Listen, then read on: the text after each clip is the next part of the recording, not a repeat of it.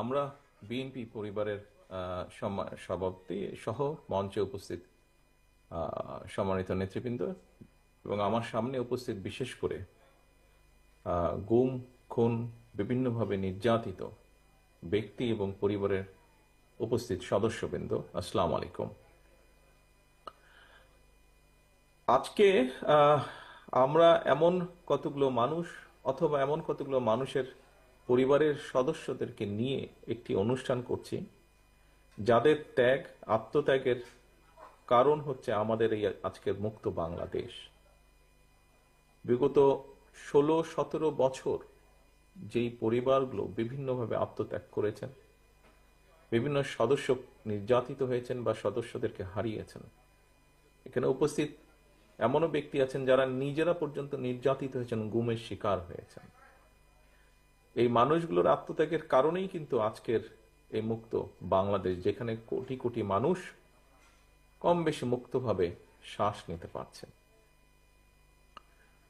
আজকে যেই পরিবারগুলো আপনারা আজকে উপস্থিত হয়েছেন, যাদেরকে আপনারা বিভিন্নভাবে হারিয়েছেন, হারানোর মূল কারণটি কি ছিল?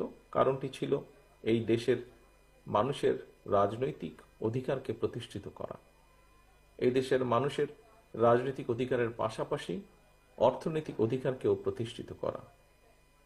সংক্ষেপে বললে মানুষের অধিকারকে প্রতিষ্ঠিত করা, যেটি ছিনিয়ে নেওয়া হয়েছিল।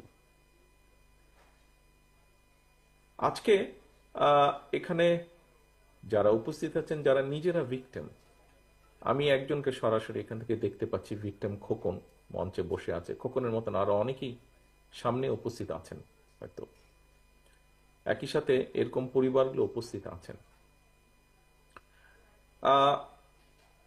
একটি কথা আমি আমার পক্ষ থেকে কখনো বলিনি, আজকে এখানে আমি কথাটি উপস্থাপন করতে চাচ্ছি। যারা এখানে গুমের শিকার হয়েছিলেন, ব্যক্তি বা পরিবারের সদস্য যারা আছেন, আপনাদের সাথে সবসময় আমি একত্ব প্রকাশ করি, কারণ আমি কিন্তু আপনাদেরই, আমি এবং আমার ভাই, যে ছোট ভাইটিকে আমি হারিয়েছি, আমরা উভয় ভাই কিন্তু আপনাদেরই অংশ, যারা গুম হয়েছেন, গুমের নির্যাতিত হয়েছেন, গুমের শিকার হয়েছেন। কিছুদিন আগে আমি হুম্মম কাদেরের সাথে কথা বলছিলাম, ও এসেছিল আমার সাথে একটি বিষয় আলাপ করার জন্য। আমরা কয়েকদিন আগে দেখেছি যে আয়নাঘর নামক যেই জায়গাটি তৈরি করা হয়েছিল, সেই জায়গাটাতে বর্তমান অন্তর্বর্তীকালীন সরকার প্রধান সহ অন্যরা গিয়েছিল, সেখানে হুম্মাম কাদেরও ছিল। সেখান থেকে আসার পরে হুম্মাম আমাকে কিছু বিষয় বলছিল। তখন হুম্মাম আমাকে বলল যে, ভাইয়া, আপনাকে যেই ঘরে রাখা হয়েছিল, আমাকেও সেই একই ঘরে রাখা হয়েছিল। এখানে অনেকেই আমরা আছি যারা আমরা আয়না ঘর থেকে ঘুরে এসেছি, অনেকেই আমরা আছি যারা আমরা আয়না ঘরে অত্যাচারিত হয়েছি। এখানে অনেকেই আছেন যাদের স্বজনেরা আয়না ঘরে গিয়েছেন, আয়না ঘরে অত্যাচারিত হয়েছেন। কেউ হয়তো ফিরে এসেছেন, কেউ হয়তো ফিরে আসেননি। একজন রাজনৈতিক কর্মী হিসাবে, একটি রাজনৈতিক দলের সদস্য হিসাবে স্বাভাবিকভাবেই আমাদের প্রত্যাশা যে, একটি জনগণের যেই প্রত্যাশা, সেইভাবে রাজনৈতিক দল হিসাবে আমাদেরও প্রত্যাশা যে সামনে একটি সুষ্ঠু নিরপেক্ষ নির্বাচন অনুষ্ঠিত হবে। নিরপেক্ষ নির্বাচনের মাধ্যমে বাংলাদেশের জনগণ তাদের সরকারকে বা কারা সরকার গঠন করবে সেই সিদ্ধান্ত তারা দেবেন বাংলাদেশের জনগণ। আমি দৃঢ়ভাবে বিশ্বাস করি একজন রাজনৈতিক কর্মী হিসাবে যে আগামী দিন যারা দেশ পরিচালনার দায়িত্বে পাবেন, এই দেশকে নেতৃত্ব দেওয়ার দায়িত্ব যে রাজনৈতিক দলই পাক না কেন, তাদের বিভিন্ন কর্মসূচির মধ্যে অবশ্যই একটি কর্মসূচি থাকতে হবে, এবং সেটি হলো যে মানুষগুলো এই দেশের মানুষের অধিকার প্রতিষ্ঠার জন্য নির্যাতিত হয়েছে, যে পরিবারগুলো তাদের সদস্যদেরকে হারিয়েছে অথবা নির্যাতিত হয়েছে, যে পরিবারের সদস্যরা, তাদের উপরে যে অন্যায় করা হয়েছে, আগামী দিনের যে নির্বাচিত সরকার থাকবে, জনগণের সরকার থাকবে, তাদেরকে অবশ্যই এই অন্যায়ের যে হয়েছে সেই অন্যায়ের বিচারগুলো করতে হবে। যে কোনো মূল্যে সুষ্ঠুভাবে এই বিচার হতে হবে। কারণ আমরা যদি অন্যায়ের আগামী দিনে আমরা যদি অন্যায়ের বিচারগুলো করতে না পারি, অন্যায়ের সঠিক সুষ্ঠু বিচার যদি না হয়, হয়তোবা দেশে আবারও অন্যায় সংগঠিত হতে পারে। বিচার হওয়ার মাধ্যমে যারা ক্ষতিগ্রস্ত হয়েছেন তাদেরকে ন্যায্য বিচার দেওয়ার মাধ্যমে সমগ্র দেশের কাছে, দেশের মানুষের সামনে এটি প্রতিষ্ঠিত করা খুবই জরুরি যে অন্যায়কারী অন্যায়কারী, এবং যে অন্যায় করবে, ন্যায়ের বিরুদ্ধে যে যাবে, তাদেরকে দেশের আইন অনুযায়ী অবশ্যই শাস্তির সম্মুখীন হতে হবে। আমাদের দলের অবস্থান থেকে আমরা পরিষ্কারভাবে এটি বলতে পারি যে বিএনপি বাংলাদেশ জাতীয়তাবাদী দল, তাকে যদি বাংলাদেশের মানুষ আগামী দিনে সুযোগ দেয় দেশ পরিচালনার, তাহলে অবশ্যই বিএনপির যেরকম রাজনৈতিক কর্মসূচিগুলো আছে সেই কর্মসূচিগুলোর পাশাপাশি অবশ্যই আমাদের সর্বোচ্চ চেষ্টা থাকবে যে বিগত স্বৈরাচার বিরোধী আন্দোলনে যারা ক্ষতিগ্রস্ত হয়েছেন, বিভিন্নভাবে নির্যাতিত হয়েছেন, একই সাথে জুলাই আগস্ট মাসে যারা ক্ষতিগ্রস্ত হয়েছেন, নির্যাতিত হয়েছেন, যারা শহীদ হয়েছেন, সেই বিভিন্নভাবে যাদেরকে হত্যা করা হয়েছে সেই হত্যাগুলোরও বিচার অবশ্যই ইনশাআল্লাহ আমরা করব।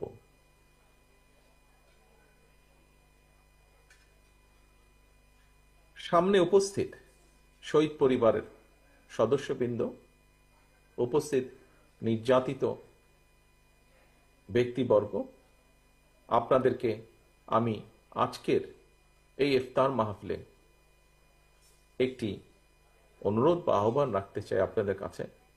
আপনারা দয়া করে হতাশ হবেন না, আশা রাখবেন। আমরা এতটুকু যখন এসেছি, ইনশাআল্লাহ আমরা সামনের পথটুকু পাড়ি দিতে সক্ষম হব। আমরা যদি সকলে ঐক্যবদ্ধ থাকি, আমরা যদি সকলে অন্যায়ের বিরুদ্ধে সোচ্চার থাকি, অবশ্যই আমরা সক্ষম হব এই অন্যায়ের বিচার করতে।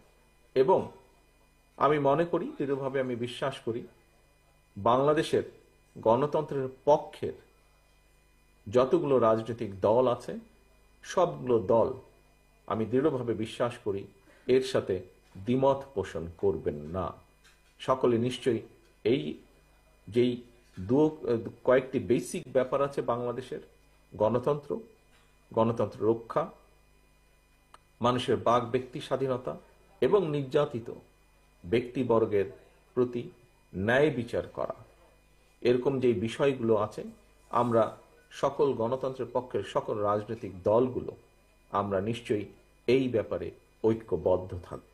এই ব্যাপারে নিশ্চয়ই আমাদের মধ্যে কোনো দ্বিমত থাকবে না। পরিশেষে আমি আবারও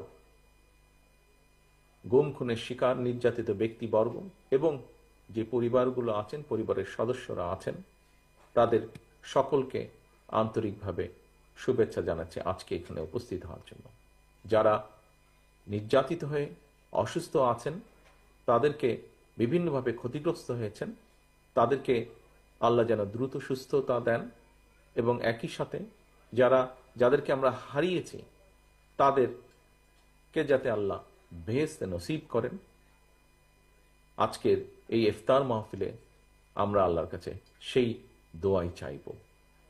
সামগ্রিকভাবে আল্লাহর কাছে আমরা সেই রহমতই চাইব, যে মানুষগুলোকে আমরা হারিয়েছি, যে মানুষগুলো বাংলাদেশের মানুষের অধিকার প্রতিষ্ঠার জন্য নির্যাতিত হয়েছেন, তারা যেই আকাঙ্ক্ষা নিয়ে, যেই প্রত্যাশা নিয়ে দেশের জন্য, দেশের মানুষের জন্য যুদ্ধ করেছেন, আন্দোলন সংগ্রাম করেছেন, তাদের সেই প্রত্যাশা যাতে আমরা যারা আছি সকলে মিলে আমরা যেন তাদের সেই প্রত্যাশাগুলো পূরণ করতে পারি, সেই রহমত যেন আল্লাহ আমাদেরকে দেন। আমি পরিশেষে বিএনপি পরিবারকে আন্তরিকভাবে ধন্যবাদ জানাতে চাই। তারা যেভাবে চেষ্টা করেছেন তাদের সীমাবদ্ধতার মধ্যে থেকে এই পরিবারগুলোর পাশে গিয়ে দাঁড়ানোর জন্য যে প্রচেষ্টা, যে উদ্যোগ তারা গ্রহণ করেছেন, আমরা বিএনপি পরিবারের প্রত্যেকটি সদস্যকে আমি সে কারণে আন্তরিকভাবে ধন্যবাদ জানাতে চাই। সকলে সুস্থ থাকবেন, সকলে ভালো থাকবেন। আসুন আমরা মনের মধ্যে আমরা দৃঢ়ভাবে ধারণ করি, প্রত্যাশা রাখি, ইনশাল্লাহ যেই প্রত্যাশিত বাংলাদেশ আমরা গড়তে চাইছি আগামী দিনে, যেন আমরা সেই প্রত্যাশিত বাংলাদেশকে গড়ে তুলতে সক্ষম হই। সেই শপথ রেখে, সেই প্রত্যাশা রেখে আমার বক্তব্য আমি শেষ করছি। আল্লাহ হাফেজ। বাংলাদেশ জিন্দাবাদ। বাংলাদেশ জাতীয়তাবাদী দল জিন্দাবাদ। আসসালামু আলাইকুম।